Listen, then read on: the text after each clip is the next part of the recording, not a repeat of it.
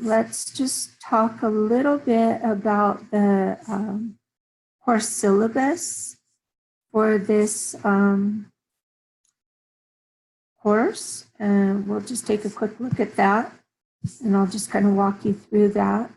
I think you can see my screen here. So this is the syllabus, and this is the required textbook here. For those of you who have not yet bought it, please do so right away. We'll be consuming most of the textbook, excuse me, during this quarter. And then there are 2 articles, which I've also posted for you in Blackboard. So you don't need to obtain those on your own. They're available. So just a quick run through of the syllabus. You do have weekly discussion boards, and I would like to have you make your initial posts in the discussion boards by Wednesday. So that gives an opportunity for your classmates to respond. And then you should respond to at least 2 classmates. You should respond with some thoughtful interaction. This is your opportunity to be an intellectual smarty pants and show us what you've read about the week and what you know about the content and information for the class.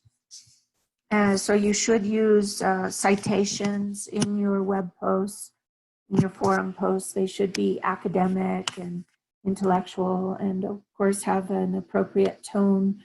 So it shouldn't be using a lot of emojis. It should be appropriate academic discourse. And you should be friendly and encouraging to your classmates. But we really want to see this as a space where you provide insight and opinion, but opinion based in academia. That means based in reading and research. So this is supposed to be an intellectual discussion. The next assignment that we have in this course is the TESOL Quarterly Research Evaluation. So you need to submit an article from the TESOL Quarterly. There are instructions in the Blackboard course as to how you can access the TESOL Quarterly Journal through the CSUSB PAFAL library. This assignment requires that you only use the TESOL Quarterly Journal. This is the preeminent journal in the field of TESOL, so it's important that you familiarize yourself with it and you learn to use this journal. So you should find an article that is from 2007 or later, preferably later. You upload the article so that I can take a look at it, and then I will approve it and let you know if you can go ahead and write your analysis. So wait till you get my approval before you go ahead and write your analysis. The next big assignment in this course is the annotated bibliography. An annotated bibliography is a bibliography with notes. And so you're going to do some research, and in this course, the final paper is going to be a research paper on a topic of your choosing. We will work together so that we come to agreement upon a topic. So we'll have a lot of class sessions and discussions about this, and we can meet individually so that we can discuss your choices for your keywords to use for your lit review. The annotated bibliography is leading up to your literature review assignment, which is your final paper in this course. You need to identify 15 different sources inside your topic that you're going to discuss. All of the sources need to come from a peer-reviewed academic journal. And you just write a short summary of the article in your own words for each annotation. So we'll slowly move along this assignment throughout the quarter. Each week you will submit 2 or 3 annotations. I'll take a look at them. I'll provide you feedback. And then you should correct your annotations based on my feedback. And then the subsequent week, you will make a new submission that will include new annotations as well as the revision of your previous annotations. So this is something that we'll work on for several weeks throughout the quarter, and it's scaffolding leading up to your lit review assignment. The TESOL keyword mapping is another stepping stone on the way to working with your, creating your lit review or your literature review. It's basically just a graphic organizer. It's a map that shows in a graphic representation the topics that you intend to include in your literature review. If you're absolutely opposed to using mapping and using like a visual aid for a representation of the topics in your paper, if you want to do it in outline format, that's fine as well. If you want to have like Roman numeral 1 for the main topic, and then letter A, B, C for the subtopics, and then Roman numeral 1, 2, 3 for the subtopics inside those subtopics. So if you want to structure it that way, if you're more linear sequential, that's absolutely fine, but this is a pre-writing activity that teaches, will help you to scaffold to write your lit review. It really helps a lot. It helps you to organize your ideas before you start writing. So I will provide you feedback on this assignment before you actually start writing your lit review. So it's a really nice way to check in with me and make sure that you're on the right track before you start writing. And then you're pretty much guaranteed that your final product will be in a logical, coherent, well-written manuscript. I recommend that you use a application called Webspiration. You can download a free version of it, or you can also use Microsoft SmartArt, which you can easily find in Microsoft Word. So for those of you who don't know how to use SmartArt, it's very easy. You just come here to Insert, and then, let's see where it is. Insert. Well, you can draw it here with shapes if you want to create circles and arrows. It's a little bit more complicated to create on your own. These Webspiration is nice because it kind of creates the graphic organizer for you. But if you want to create your own, you can do that too. Maybe it's in design.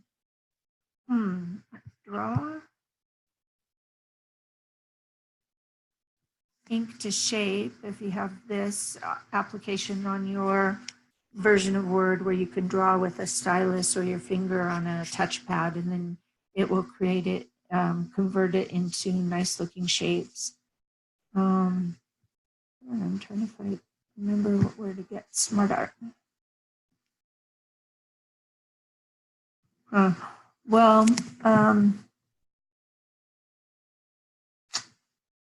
So as not to waste time here, obviously it's been a little while since I've done it myself.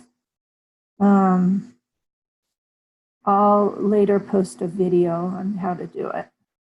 So I won't waste time here, but there is a, oh, maybe it's only in PowerPoint. Let me double check. It might be in PowerPoint, but you use SmartArt in PowerPoint and you can create a graphic organizer. So I think that's what it is, but I'll upload a link or a video or something later on how to use SmartArt later when we get nearer to when this assignment is due. This is due more towards the middle of the quarter. Your lit review, as I mentioned, is your final paper on a topic that we agree on. The topic should be something that is current and very interesting in terms of research in TESOL. It can't be something that's been done a million times, like how to eradicate accent in Korean speakers, or how to teach listening and speaking. That's just too broad, too general, and you need to narrow it down to something that you can write about in 15 pages. This literature review would be the first chapter of your thesis if you were to write a master's thesis. So when you write a lit review, you're writing like a historical perspective on a topic. So let's say you want to do a topic about language imperialism, which is the topic that we're going to talk about in class today. And hopefully something kind of specific about language imperialism, because that's a very huge topic. So you wouldn't be able to write just about that. But you're giving like a historical perspective of language imperialism. Where did it start? How was it promulgated? How did it spread? Why is it problematic? What can we do to fight it? And what's the current state of affairs? So you want to bring us up to the current moment. What's going on right now with your topic, whatever it is. Then we get to a course reading analysis. This is where you do a chart. You fill out the chart based on the chapters that you've had to read during the course. So this is just kind of another way of checking in to make sure that everybody does the required course readings. And then we have multimodal presentations on the course readings. So each student will sign up to present one of the chapters that we're reading in this course. If there are more students than chapters, you can work with a buddy. But there's a sign up in Blackboard and you need to sign up for a chapter, and then you need to send me your presentation the week before the chapter is due, so that I can post that so students can also refer to your summary, so that will help them with their understanding of the chapter. If you send me an email with the chapter that you would like to present on, I'll add your name to the sign-up sheet on Blackboard. So first come, first serve, so sign up quickly and get the chapter you want. I generally do not accept late assignments. So if you do anticipate any trouble whatsoever, please do let me know before the assignment is due. If you don't get in touch with me until after the assignment was due, I'm not very sympathetic in terms of granting an extension. But if you let me know beforehand that you've got some other issue going on, we can discuss it. I'm a little bit of a stickler in terms of the naming of the files when you submit your assignments to Blackboard.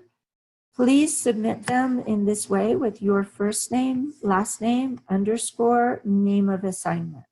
So for example, for the literature view submission to Blackboard, it would be, the file would be saved in my case as Julie Ciancio underscore literature review.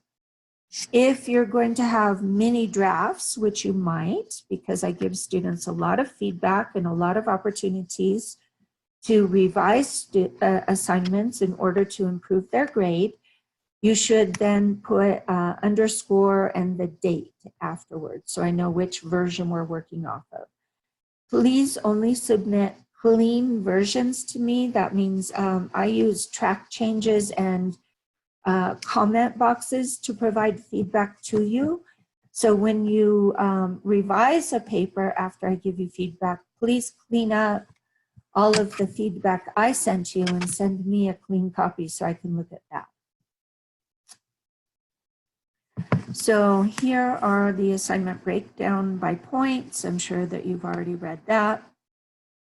As you can see, the annotated bibliography is a pretty big assignment, and so is the lit review. Also, the other ones are pretty substantial, so you don't want to miss anything. So that's about it in terms of the assignments, and then let's start jumping into week one, which is this week. So our topic for this week is English as a lingua franca and world Englishes. So you were supposed to have read the chapter in our textbook, chapter 3, as well as the Pennycook chapter 1, which was posted in Blackboard for you. Also, there are some videos there in Blackboard for you that have some supplementary information that's very useful. So I recommend that you read these or watch the videos. You can bring those into your discussion board posts. You can quote them. You can quote them in your reflections and your papers if you like. But other than that, I'm not really going to check in to see if you watch the videos or not. They're there for your edification. So please do watch them. As you may know, we're pretty strict about APA formatting at Cal State San Bernardino, as most universities in the US are. If you have any questions about APA formatting, I really recommend that you look at the OWL Purdue website. It's the best website in terms of giving tips on how to do APA. The 685 is kind of an advanced course. It's one that you should take towards the end of your MAT-ESL program. It's not something you should take at the beginning. And so I'm hoping that most students, who, by the time they get to the 685, are already pretty adept at how to do APA citations. But if you're not, just go to the OWL Purdue website and then you can see how to do the citation there. So APA is used for when you're doing quotations. So please always use quotes and use the proper format for citing that author when you quote an author in your paper. This means giving credit where credit is due. So this is a good thing. It shows that you're academic, that you've done your reading, that you know who's who in the field of TESOL, and you can refer to them. When we copy and paste and pretend that the words are our own, it's actually quite primary and immature in terms of being a researcher. And it's looked down upon in academia and very much so in the US and Europe. Although I do know that this is a cultural issue, and in many other countries around the world, it's not a requirement. And it's not emphasized as much as it is in the US. But being in a master's program at a US university, these are the requirements. It's basically just a way to standardize information. So it's just making the way that students cite information standard across the board. So everything kind of looks pretty. We all use the same font, the same place for periods and commas and italics, etc. So it's just a formatting convention, and you don't have to memorize it. I've been teaching this course and working with APA for 20 years, perhaps, and I still need to look at the OWL Purdue website to double check sometimes. So sometimes I forget if it should be italics or a capital letter. There's a lot of rules to memorize. And I don't expect you to memorize them, but just learn how to do research and cite them as needed. So, so far, the only person that's actually joined this course, this live webinar, is Michelle. Michelle, I'd like to invite you, if you ever have any questions or comments, if you want to jump in, please feel free to do so. You're on mute. I believe you muted yourself. If you want to unmute yourself and jump in, feel free, or if you want to. Can you hear me? Hi, how are you? Hello. Sorry, I was trying to find a way to talk to you, but for some reason I couldn't, and right now I just had the microphone, so I just unmuted myself. Okay, okay, very good. So how are you doing? Good, and yourself? It's nice to meet you, Professor. I follow you on Instagram, and I'm always a fan of you that you're traveling around the world, so that's pretty cool. Oh, how cool. Thank you. That's wonderful. Lovely. Glad to hear it. I'm happy to be here in your class, and I hope to learn a lot. So thank you so much, Professor. Thank you. Likewise. I'm really glad that you were able to join, and hopefully next time we'll have more students who will join us in the class time. So, oops, I lost my screen. Okay. But yeah, so feel free if you have any questions or anything, if you want to jump in, if you want to ask anything. Did you have a chance? I wanted to. Go ahead. Sorry to interrupt you. Go ahead. I just wanted to let you know, my book is going to arrive Wednesday. I'm not sure it's going to be in the morning or in the afternoon. So right now I'm trying to get my reading done for the Penny Cookbook. So I will try to contribute based on what I read on that. But I will read that chapter 3 and just maybe just add my comment later to the discussion post. Just wanted to let you know ahead of time. Okay, perfect. Thank you. Yeah, that happens frequently in the first week. We're still getting textbooks and things like that. So no worries. You'll get caught up when you can. The textbook's pretty easy reading, so it's pretty straightforward. I kind of enjoy it, so I don't think you feel too swamped when you get behind. So Okay. Well, I hope I don't get behind, so I just wanted to let you know for this. Okay, great. Yeah, just try and stay on top of it as much as you can, particularly because the assignments start to hit, you know, so we want to make sure that we stay on top of the reading so that you can dedicate your time to the assignments too. That's true. Yeah. Okay, so let me switch documents then, and I'm going to switch to the textbook, and we'll kind of take a look at that. Let's see which tab. And then 1 second, I'm going to stop my share so I can see it properly. And then I'll just kind of walk you through what I thought was more important in this chapter and kind of draw your attention to that. And then have a little bit chat on some of the topics. Aha, I found it. Okay. Let's see.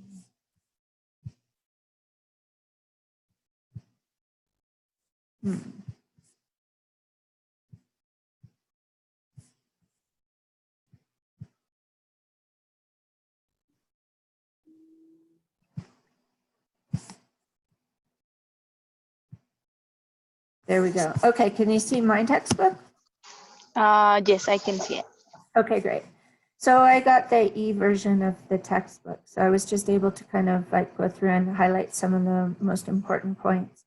So we can just kind of do this ad lib a little bit, and you can just kind of tell me your opinion and what you think, and, you know, maybe based on some of your learning in your other courses and what you've read before. What comes to mind when you think of the term linguistic imperialism? Well, let's see. Well, I know that imperialism is like imposing something like a language. So linguistic imperialism is, for me, is like you're imposing a language maybe to a culture, or that's what I think, Professor. Yeah, you're absolutely right. Can you think of any examples from history where that might have happened? Let's see. Well, I will say, for example, in the past when maybe Native Americans, this is their land, and when you know, we came and like I will say that we overimposed like our own language or the English language, and their like their culture and their customs were forgotten in some way because, well, the United States like imposed other culture, other language, and other I will say other beliefs and things like that. So maybe that can be an example. Absolutely, for sure, yeah. So sometimes, and it does happen frequently with political imperialism. So as you said, when the Pilgrims came to the US from England originally, and then they imposed the use of English on the native peoples that were here after they arrived. And so you made a really important connection that by imposing language on somebody, in a way, you're also imposing culture on them. It's very hard to do one without the other. Yes. And then what comes to mind when you think of language death or linguistic genocide?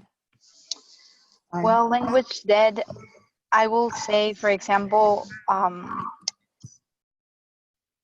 when you come to a new country and you are always encouraged to, you know, try to speak the new language, you like in some way forget a little bit of, you know, your native language.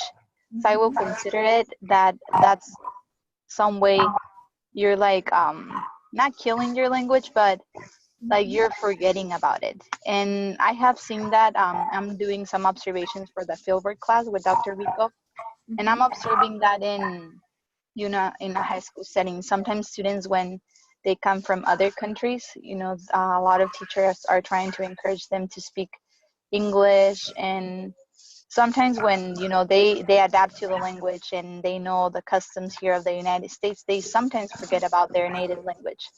So in some way, I think that's considered death of the language, and Yeah. linguistic genocide, in some ways similar to that as well.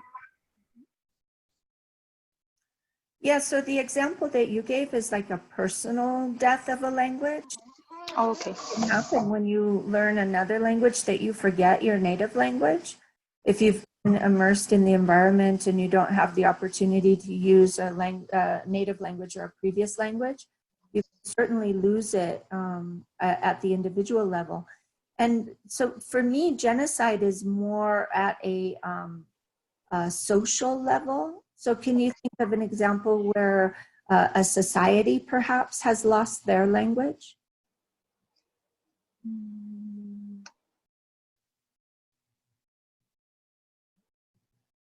What about like our native cultures? For example, I'm from Mexico City, and that different types of dialects. I think that in Mexico City we have lost a lot of those dialects. Not a lot of people speak dialects anymore. Just some culture. Yeah. I'm not sure if that will be considered. That's exactly it. That's for sure. So the indigenous languages that were spoken there. So like in the US, we talk of English imposing on the native languages, and in all of South and Central America, it was Spanish or Portuguese or perhaps French or Dutch that was imposed on the local languages. And slowly over the years, less and less people use it until you get to the point where eventually nobody speaks it anymore. So yes, that definitely happened in Mexico City with the indigenous languages. So the goal of this book and the goal of this course is to kind of think about language pedagogy. So what does pedagogy mean to you? I learned about this term, pedagogy. I believe it's pedagogy. I believe is when you study specific part of I don't know, Dr. Julie, about it, like a specific topic, but I don't know the different strategies, or maybe I'm in the incorrect in the incorrect. Part of it for sure. I have the incorrect idea. No, pedagogy means teaching, pretty Oh, much. teaching. Okay. It's like the philosophy of teaching. That philosophy. Okay. And strategies are definitely a big part of our philosophy of teaching. It's like, how do people learn? And therefore, how do we teach? Because we want to teach in accordance to the way that they learn to make it more streamlined. Okay.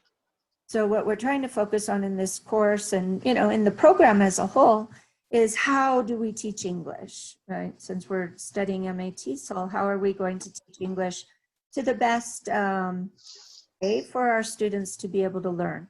But taking into consideration their native culture and their native language. So in order for somebody to learn English, does that mean that they need to give up their native language and their native culture? No, I will say no. No, of course not. Definitely not. And unfortunately, in the past, we kind of used to think so.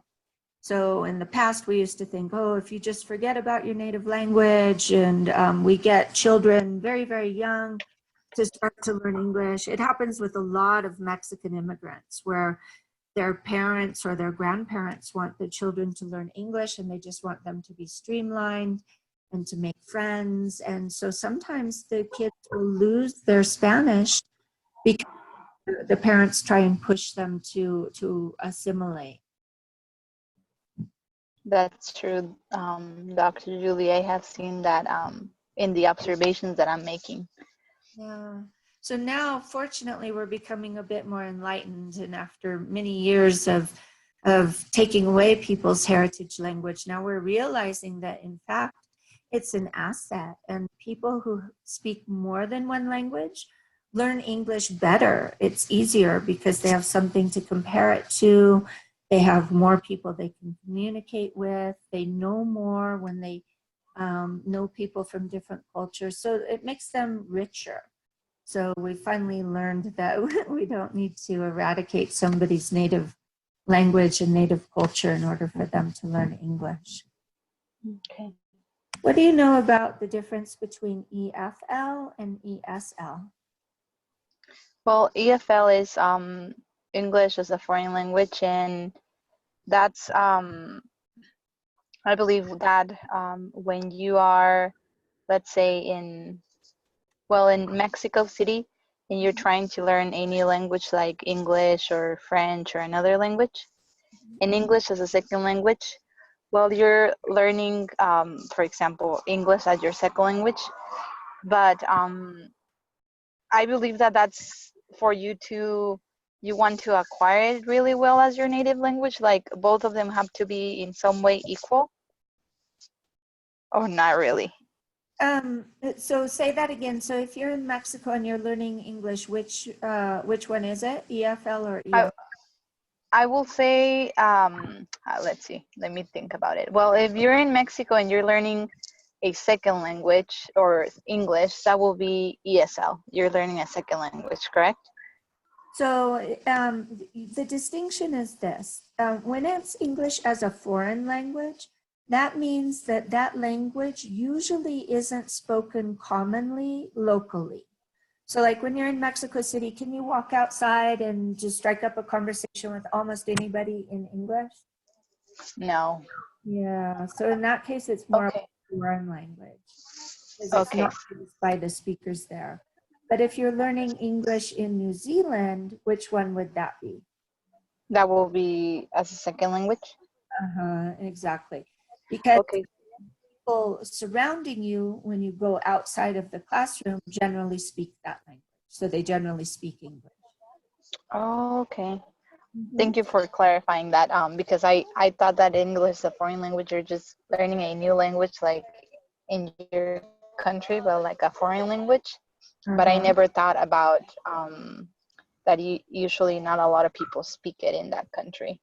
Right, yeah. But thanks for the clarification, Professor. Yeah, sure. It's kind of important because in theory, in which context do you think it's easier to learn English? I will say in ESL, and where you speak, a lot of people speak that language, like English or any other language. Yeah, why? Well, because you hear it more frequently, you can communicate with more people and practice a little bit more. And in the other one, well, you don't have that opportunity to be interacting with, a lot of people and speak it and practice it. Exactly. So you get more of an immersion environment. So when you leave the classroom and you go to the grocery store or the restaurant or the movie theater, you're getting an opportunity to practice with the language that you might not get in an EFL setting. Okay. So we might have different pedagogical considerations depending on which context we're teaching the language in. So if you're teaching ESL, you might use some strategies like go outside and interview a native speaker or interview somebody about their favorite foods or their food preferences. So you can give tasks like that where students can go out and practice with the language, whereas it might be a little bit more challenging to be able to do tasks like that in an EFL setting. Okay.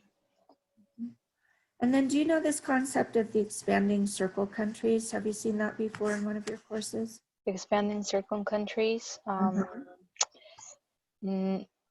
don't recall that concept, Professor.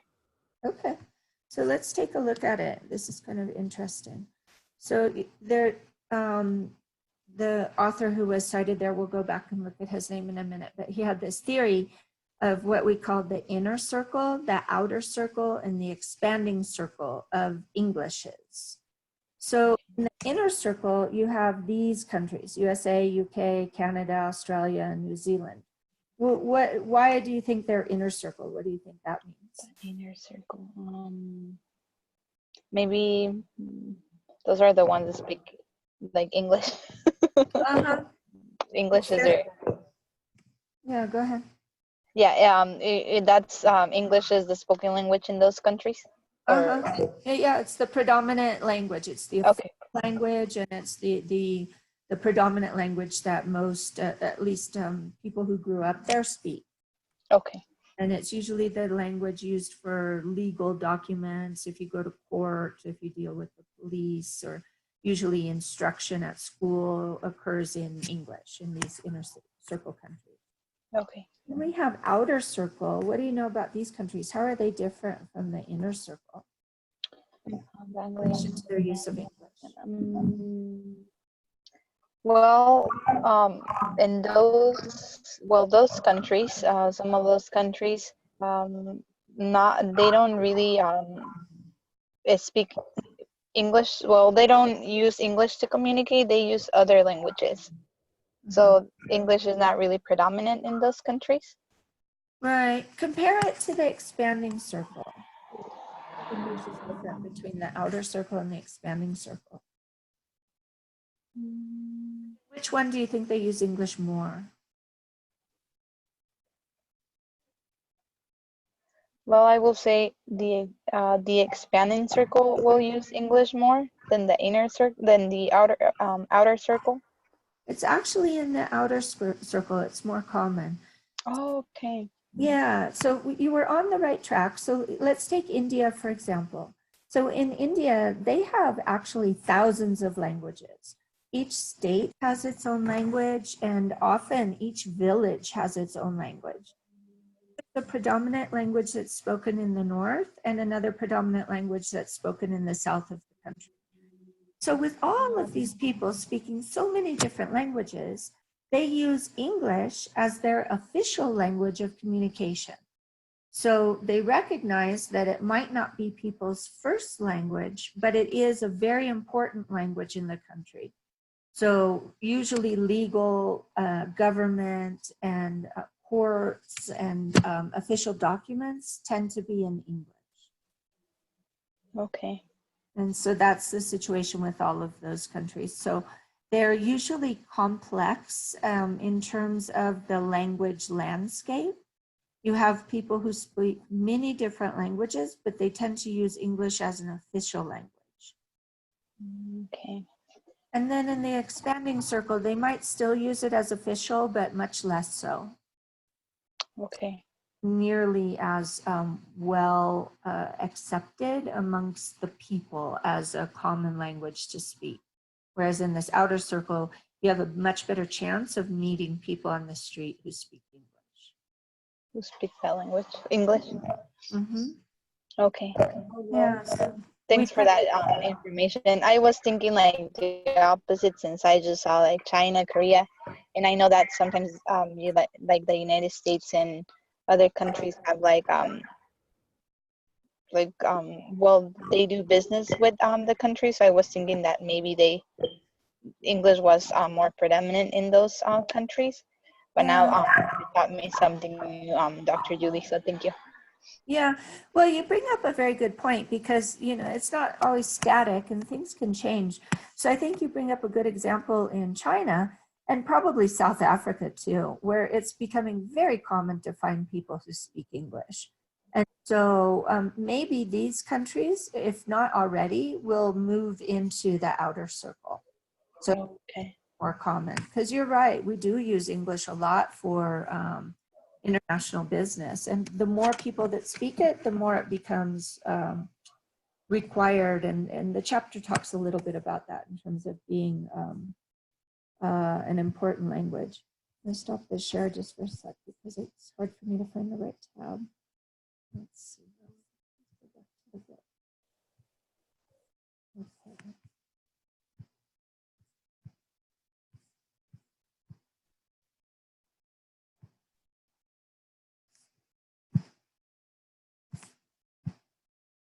Okay, there we go. So do you think it's important to, like, if you're learning English, is English your first language or your second language? No, it's my second language, professor. Okay. And so as an English language learner, is it important for you to speak like a native speaker? Well, sometimes for me, I just feel that I haven't acquired completely, like, not a perfect English, but how would I say it? Well, I can communicate in English, but sometimes I feel that I don't speak it correctly like the native speaker. So sometimes I think that in some way I do need to, I feel the need to acquire that native speaker accent, and also being able to speak it properly. Mm-hmm. So Hmm. that's an important goal of yours, to be more like a native speaker? I hope, but I know that that's not like super important, right? But sometimes I feel that I should. It depends on you, and that's the whole point, is that different people have different purposes for learning a language. So in your case, where you're living in the US and you're studying in the US and doing a master's, and probably want to go into teaching English, you know, maybe it's very important for you to sound like a native speaker and to have all of the vocabulary and, you know, be able to write like a native speaker. But do you think that that's true for everybody? Does everybody need to have a native-like competency? No, not everybody. Mhm. Can you think of an example of somebody who might not care about that? Mm, for example, I will put my dad as an example. Sometimes when he doesn't speak a perfect English, but he tries to use it to communicate at work. So Mhm. sometimes he just tries to get the point across. He has a lot of grammar errors or a lot of pronunciation errors, but he Mhm. just tries his best. His point is not to speak it perfectly, just to communicate with his boss or other people around him. So Okay, I will say that's an example. perfect. And are most of the other people at his place of employment Spanish speakers? No, they're actually his boss is native English speaker. Uh-huh. Okay. So when he communicates with him, then he wants to speak well. And when he speaks with other people, like, does he feel embarrassed or worried about the fact that his English isn't perfect, or is it okay for him just to be able to communicate and get? No, he's I have asked that question to him, and he's like, you know what, I just want to explain myself, and I don't care if I pronounce it right or not. I just want to get my point across. And Okay, I'm like, perfect. okay, yeah. Yeah. Okay. So this is the point of English for specific communicative purposes. So everybody has a different purpose with learning English. So if you're going to be an English language teacher, maybe you want to be a very good model for your students. So you're more worried about it. And your dad's purpose is to just communicate, get his point across, have some kind of interaction. And as long as they understand each other, that's what the language is. Like, the communication is more important than the perfection. So this is what we call English for specific purposes. So Okay. for example, I used to teach English to engineering students in Brazil. And they had no need to speak English, but they had to be able to read technical manuals. So English was very specific for them. They had to read and be able to understand, but they didn't need to write and they didn't need to speak in English. So their desire to learn was very much shaped by their communicative purpose for the language. They needed to receive communication in the language, but they didn't necessarily need to communicate themselves in that Okay. language. Yeah, so everybody has different purposes, and so that's why they might maybe would use different strategies in those different contexts. Like those students, I taught in Portuguese. I didn't have to speak in English because it didn't matter if they were understood or not. And then Oh wow. time, because we don't worry about listening and speaking and spelling and writing styles. All we did was reading strategies. So then they could read at a very advanced level very quickly because they didn't have to worry about the other skills. Okay. What do you know about code switching? Code switching and code mixing. Code switching. I will say switching between languages. Like for example, you like in Spanish, you know, you have certain maybe cognates that you can mm,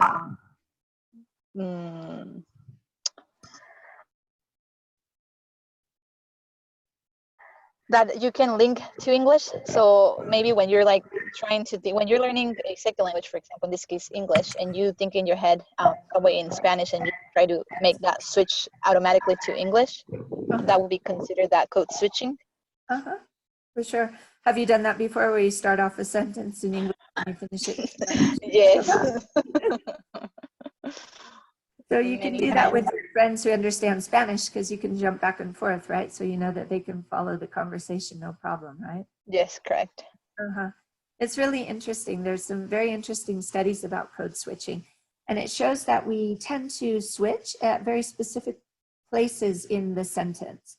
So maybe you can kind of be aware of this as you're speaking over the next week.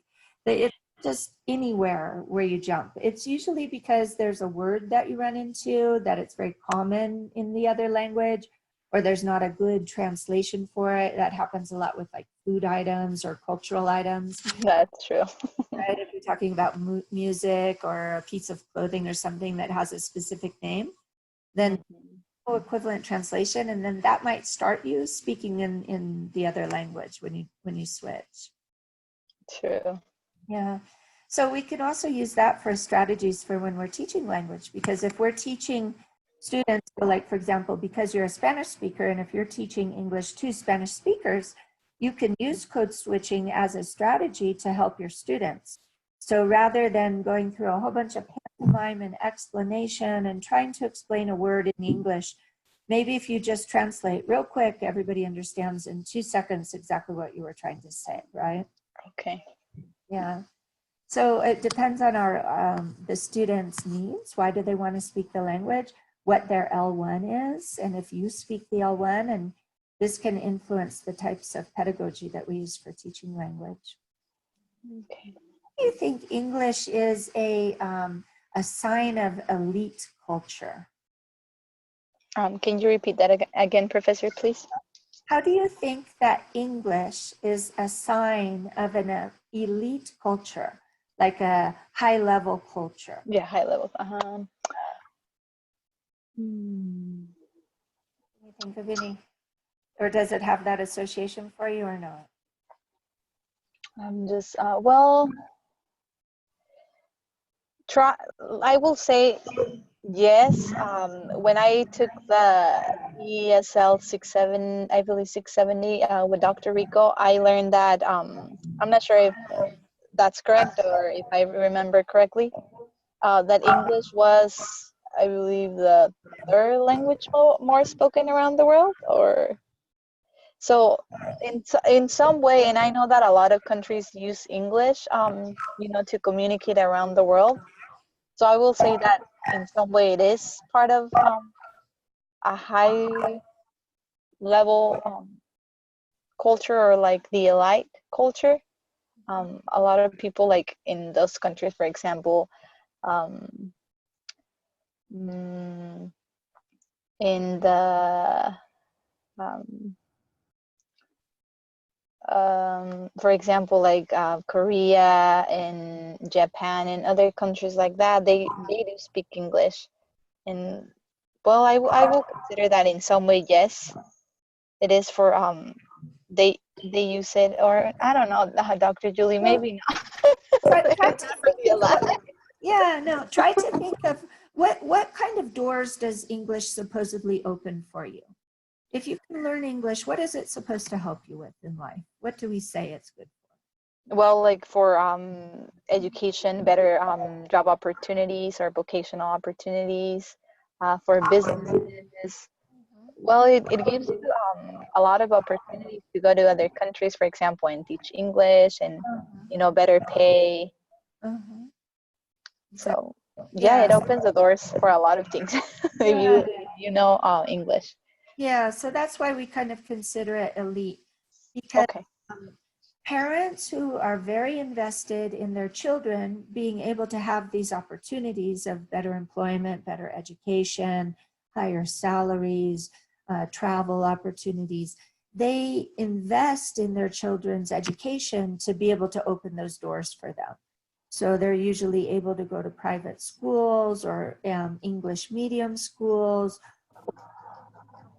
in the afternoon like they do in Asia, where they go to like English class. That's why it's considered as kind of like an elite language, because a lot of parents basically give it this association by saying, oh, well, my 6-year-old speaks English, then he's going to get into a better university, right? Okay, yeah. So do you think that that's necessarily true? Well, I don't think so. I believe that all languages are beautiful and important to know. That way everyone can communicate with each other. Absolutely. And that's one of the sad things about language genocide, is that we lose those beautiful ways of communication as slowly. Language death is a huge problem. There are hundreds of languages that die every day. The statistics are really mind-blowing. Wow. But yeah, it's really sad. Sometimes I kind of struggle, like as an English language teacher, I kind of feel like I'm being part of the imperialist movement in people's languages. So I think it's so important to recognize that, you know, on the one hand, it's nice that we have a way of communicating with each other, but we don't want that at the loss of culture. That's true. Yeah. So here's a very interesting bullet point list of the different uses of language, of English. And something very interesting. So we were talking about how English is a very important language around the world to get into university and for travel and medicine and business, etc. But English wasn't always the dominant language in the world for these fields. What were the predominant languages in the past before English? I will say, well, German, French, those languages. Yeah. German, French, which other language?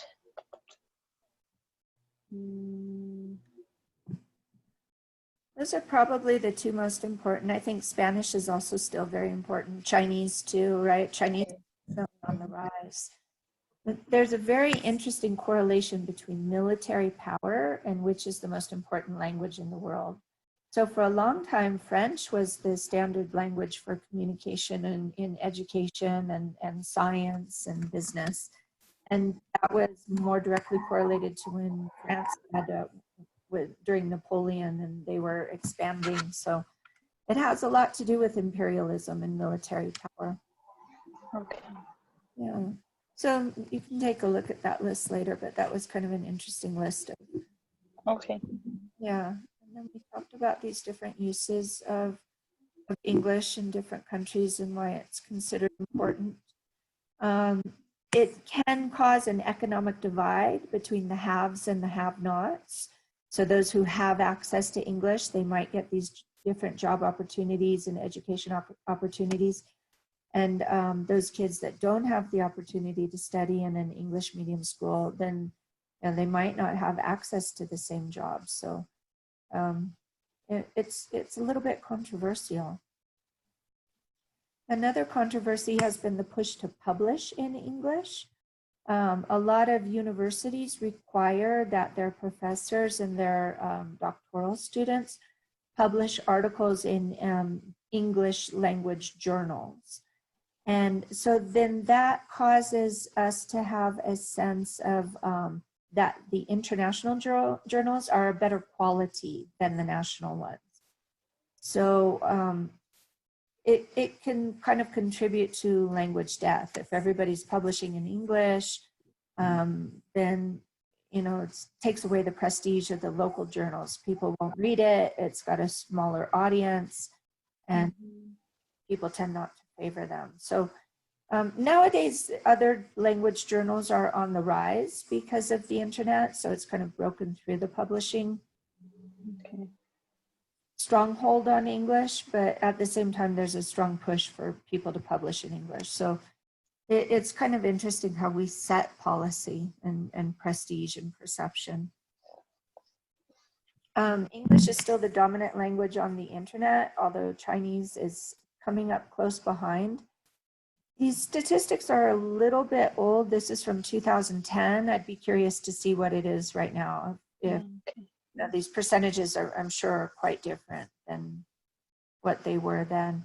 Was interesting at the very beginning of the internet, almost 100% of the content was in English.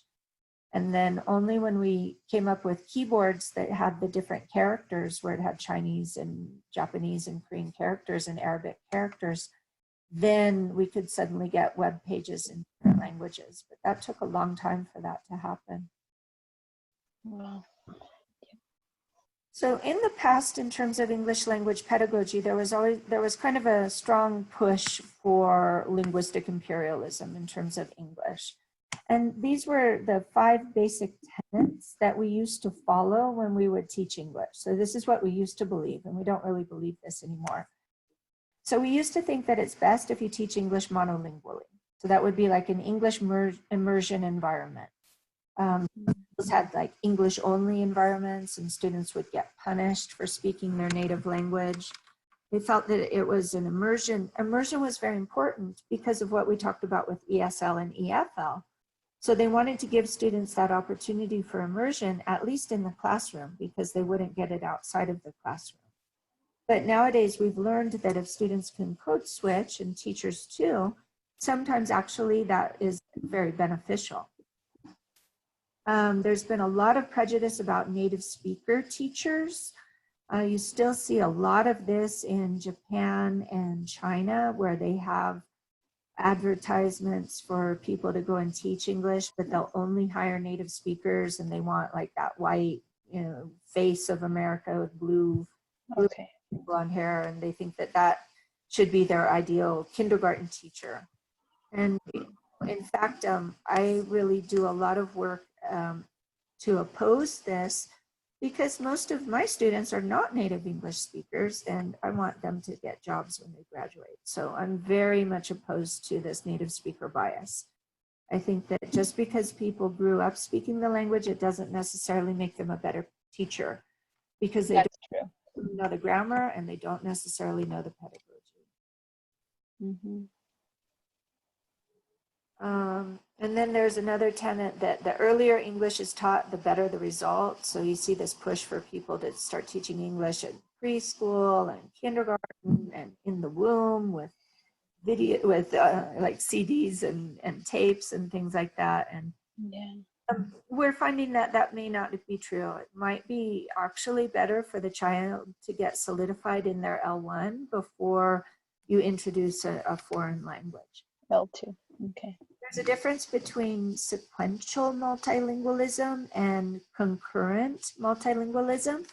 So if you have children that are raised in a household where many different languages are spoken and they're acquiring all the languages simultaneously, then that's a different situation. But if you're trying to have additive bilingualism, where you add another language later, in this case, it seems to be better that actually the child is maybe 7 years old, because they've already learned how to read and write in their native language.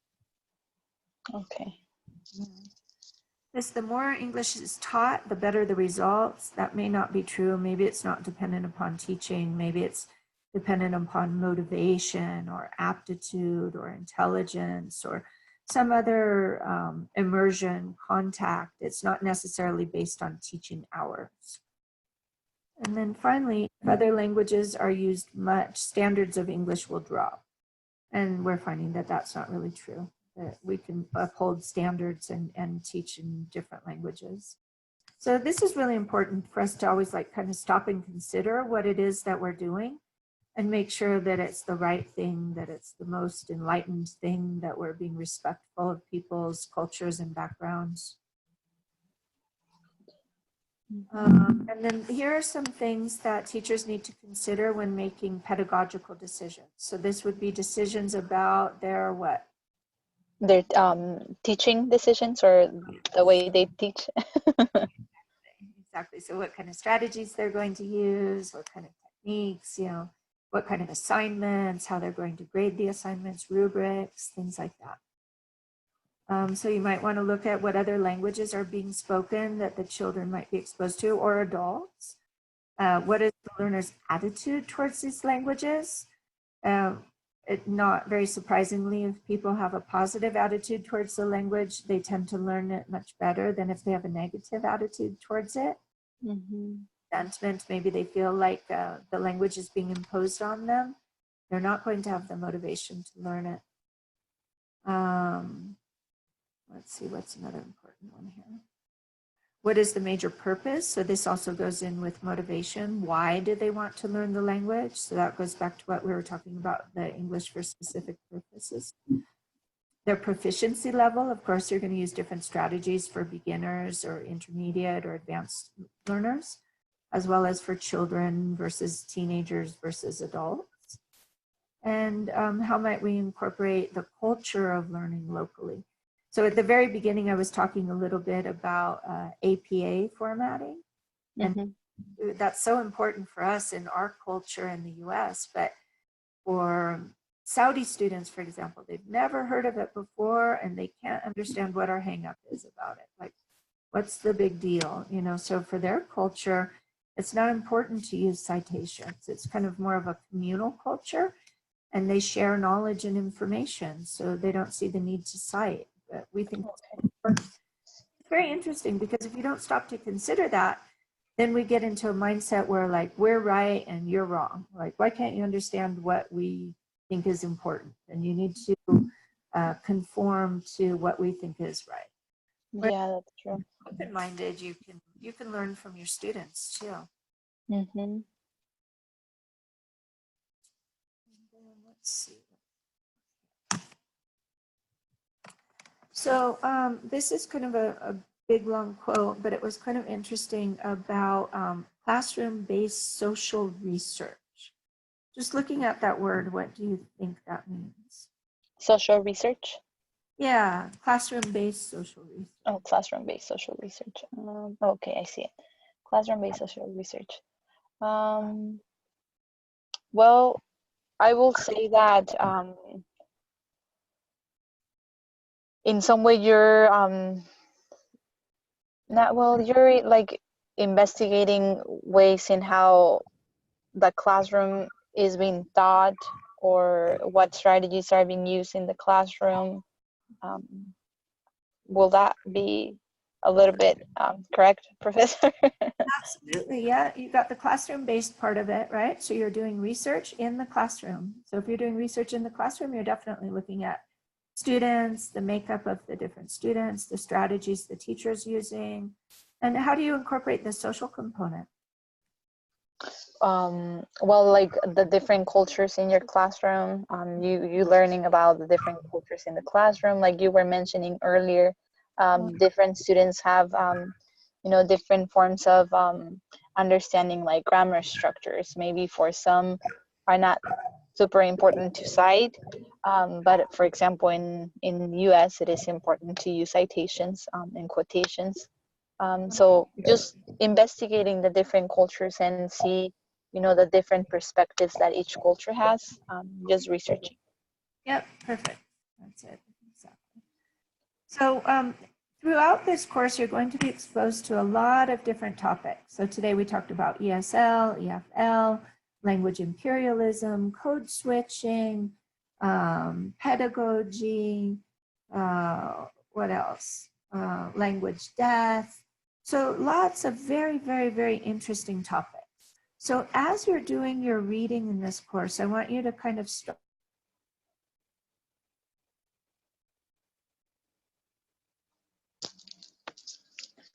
Hello? I'm sorry, Professor. Yes, I can hear you. You just I couldn't hear you for a couple minutes. Oh, okay. So I was saying that throughout this course, you're going to be exposed to a bunch of different topics. So like today, for example, we looked at English for specific purposes, ESL versus EFL, pedagogy, language death, code switching. So just in like 1 hour, we've covered a lot of really different, interesting topics about TESOL. Yes. So you're going to choose a topic that you're going to do a literature review on, which would be the first chapter of a thesis if you were to conduct some research yourself. And it doesn't necessarily need to be classroom-based social research, but any type of research. And so Lit Review is going to center around one of these topics. So as you're doing this reading, kind of start to explore some of these ideas that you feel drawn to, that you think are interesting and you would like to investigate more. Okay. Okay. And Sounds good. of critical language awareness, what do you think that is? Can you break that down for me, just like you broke this one down? Yes. Well, first of all, critical language. You think a little bit more in depth in or like well, awareness. First of all, you're aware of the language, right? But critical is like you're paying more attention, or you're like trying to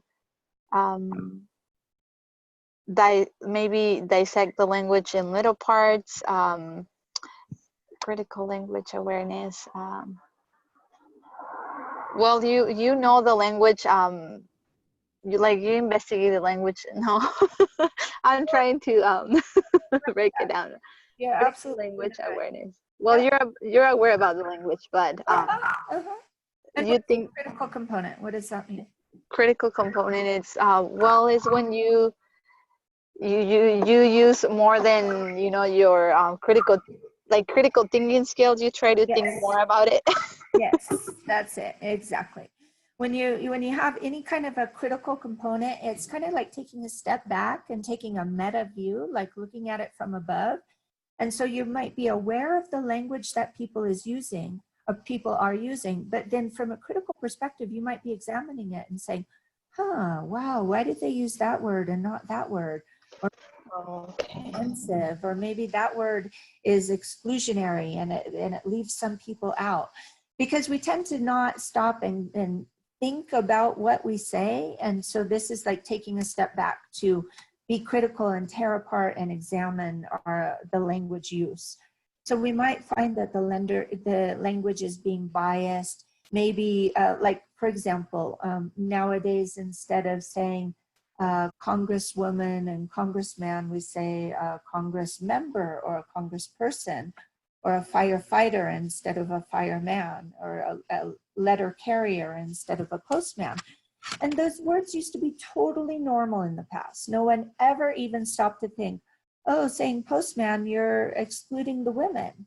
It was just, that was the word for it. And we didn't stop to think about it.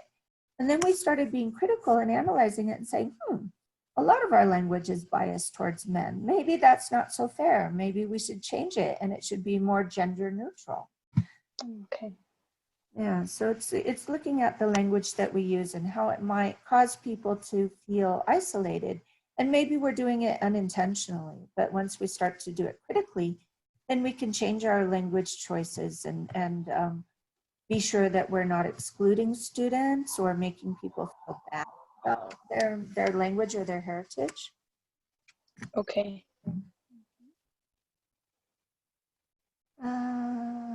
So, just carrying on that conversation of creating a sphere of interculturality in our classrooms. So it's taking the opportunity to learn from other students and their background and learning about their cultures. So nowadays we're trying not to impose the inner circle cultures of this is British culture and this is the English language and the way it should be spoken, instead of using it as an opportunity to learn about each other and each other's backgrounds and histories and preferences and individual differences. Okay. And then, okay, so these are the abbreviations for non-native English speaker teacher and native English speaker teacher. We talked a little bit about that bias before, but these are kind of important abbreviations to be aware of. In TESOL, they have a group, and it's a non-native English speaker teacher. where they try to connect with each other and empower each other on how they might help each other find jobs and break down the stereotypes against non-native English speaker teachers. Okay. Finally, in the conclusion then, so this is really nice, I like this. So what we're trying to do, we're promoting multiculturalism and multilingualism, not just English language, but using English as a vehicle to create a more pluralistic perspective. And looking at language planning and policies so that we're not exclusionary. So like, for example, in the US now you can get your DMV test in something like 13 different languages in California. Mm-hmm. Be more open-armed, you know, like welcoming to different populations and creating this awareness about language variation. And then finally talking about that critical approach, so around the use of the language that we use and providing equal access to English so that we're not excluding some people and letting some people get a head start and better jobs, but like trying not to create a situation where we have haves and have nots, so that's very difficult. But that's where the language policy planning comes into place. So you might have schools where they've got pull-out sessions that give language ELLs, supplementary information in their native language, or different ways of approaching it. And then finally, what does it mean to be a qualified English language teacher? Do you need to be a native speaker? Well, not really. So we're looking at qualifications as opposed to where you were born. Okay. That's pretty much it for that chapter. And then let's look really quickly at the Pennycook one. Let's see, I think I've got that one over here. Here we go. So this one was nice because it all came highlighted for you. So you could kind of see like where to draw your attention for the most important thing. But was there anything that stood out in this article? Did you have a chance to finish it? No, not yet. I'm still reading the article. Okay, yeah, it's kind of dense and it's kind of long, but Pennycook is an important author. So it's important that as you're reading that you become familiar with the different authors in our field. Okay. Pennycook is an important one. This is a little bit older, right? This is from 1994. So you'll notice that some of his citations are kind of old, right? So he's citing people in the like early 90s that were previous to his publication. So some of it, the context is a little bit old, like he's talking about the end of World War II and what was going on in Pakistan and things like that. So we might come up with more modern examples, but the basis of it is still the word I wanted to ask you, the word lingua franca, is that on like another not type of language, but in another language, like lingua franca is in another language?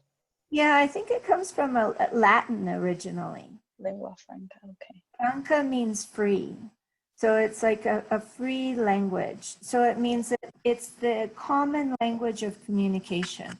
So it might be in a place like the Philippines, for example, where they didn't speak English naturally there, but because there were so many different sailors from different locations, so you had the Spanish and the Portuguese and the French and the British that were all there. And so they would end up using English as a lingua franca, meaning a common language among them for a language of communication. Okay. Glad you asked that because that's the title for the week. So that's a very important. Yes, I just wanted to understand it. Thank you so much, Professor. Important topic to cover. Let's see, I think in my opinion, there are two main concepts that I want to cover in this chapter. One is this English as an international language, EIL. So what do you make of that?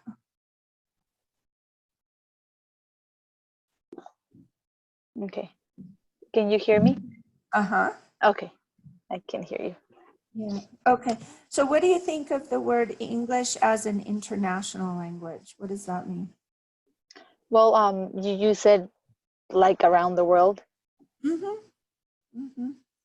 Yeah. So it's kind of like a lingua franca around the world. So as you mentioned before, it was an important language for business, for medicine, for law, for publications, for academia, right? Mm-hmm. Been kind of accepted as an international language. And then this is the other major concept that I'd like you to take away from this chapter. So this part about the spread of English is considered to be neutral or natural, neutral, and beneficial. So they're saying that, so take it into consideration. This article was written in 1994, so quite some time ago. This was like at the end of communism and the end of the Soviet Union. There were a lot of things changing. The Berlin Wall was coming down. And the English was spreading quite a bit at that time. It started spreading a lot, like after World War II. And it was considered these three things. So natural, it was just kind of a natural consequence. And it had to do with colonialism and the power of the military. And it was neutral. So that means it wasn't really a problem. It didn't hurt anybody that English was expanding. Okay. Beneficial, it was useful and helpful. So it was good because we had a lingua franca, people could communicate, and it created better understanding. So would you agree with these three things? Natural, neutral, and beneficial? Now in our society, or just in the past? No.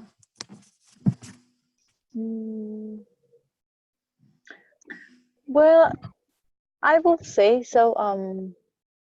Neutral. Well, for the neutral part, some people still disagree that other people speak Spanish in the Spanish or other languages in the U.S. So maybe not that neutral. But other people accept other languages. So I will say yes or not. Just depending on maybe just well, yeah, for neutral, I don't think it's a neutral because not a lot of people agree to accept other languages. Sometimes I have seen that when people don't know the language and they try to communicate with someone else who is a native English speaker, they usually get mad because they don't know how to speak in English. So Yeah, for sure. yeah. That's taking that critical perspective. So like back in the 90s, we weren't really very good at critical perspective, and nowadays we're getting better at it. So I agree with you that in the past, this was considered to be true. And I think nowadays we're looking at it more critically and saying, well, maybe it's not all that natural. Maybe we kind of pushed it. And maybe it's not all that neutral because we have a lot of language death. So maybe actually we're losing a lot of stuff, and it's not always beneficial. Sometimes it can be problematic. Mm-hmm. And what do you think make of the term world Englishes? World Englishes. Why do we put it in the plural? Here they talk World Englishes. world Englishes. Because we talk different types of English.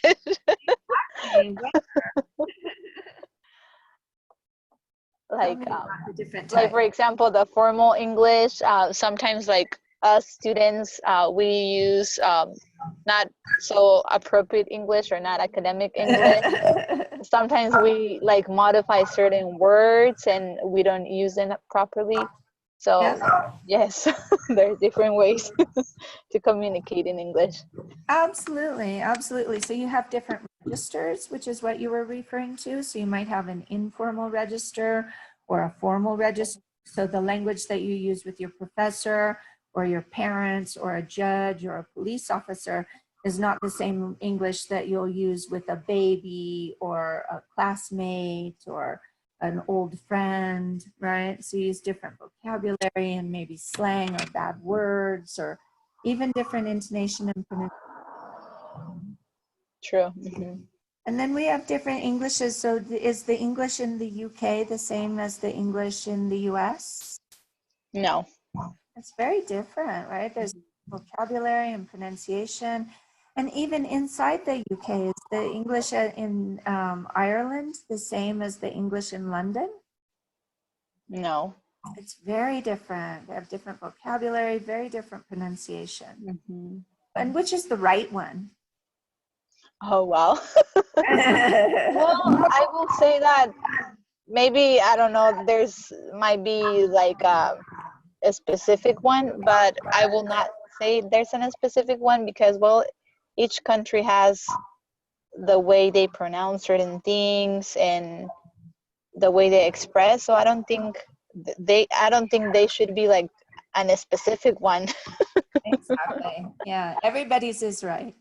It's right in the situation. So be different registers. If you don't want to talk to like a street gang member in the same way that you would speak to the Pope, he would think that you were a silly fool, right? So and you might you need to know the right register to use, maybe in a dangerous situation or like in a job interview. So the right one is the right one for that situation, depending on who the speakers are and what the setting is.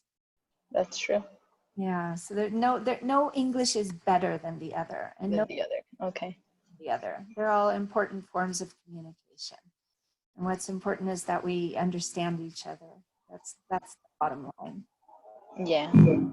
So just to draw your attention here, this other author, David Crystal, he's very important in terms of world Englishes. So he's got a lot of really interesting statistics about how many people speak English around the world. Okay. Yeah, and so this is the name of the author. Kachru is the one who had the inner circle, the outer circle. That he's responsible for that theory. Okay. A couple of important names that you want to pick up along your MA TESOL degree, and those are some that you should know. All right. Thank you. You're welcome. So do you have any questions about assignments or about navigating Blackboard or anything else that I can help you with before? No, well, I had a couple of questions on the assignments, but you elaborated a little bit more while you were speaking or clarifying. So I think I'm good on that. Great. But if I come to any questions, I will email you for sure, Professor. Perfect. But thank you so much for going through the different topics, and it's always good to hear like from you, and you learn more things. So thank you for that. That gave me like a clear understanding, and now that when I get my book, I will be able to look those different perspectives, and so that helped me a lot. Thank you so much. Great, I'm glad. So I'm always available. If you have any questions, please feel free to email me, and I usually get back pretty quickly. So if you don't hear from me, feel free to give me a reminder. For some reason it slipped through the cracks, but I usually respond within 24 hours, if not sooner. Okay, sounds good, Professor. Thank you so much for your time. And again, I'm really happy that you're my teacher, because I'm always seeing your posts on Instagram, and I'm like, oh my goodness, that's so cool that she's traveling to different countries. So that's one of my main goals, travel, to different countries. So it's always really cool to see you, Professor. Oh, thank you so much. Yeah, it's a wonderful profession. It's a beautiful way to be able to travel the world and meet so many different people. It's just really been lovely. I really enjoy it. So I hope you're able to do that as well. Yeah, thank you so much. I appreciate. Great. Thank you, dear. All right. Nice to meet you, and we'll be in touch, and I'll see you again next week. Sounds good. Thank you so much, Professor. Have a good day. Thank you, you too. Bye-bye. Bye. Thank you.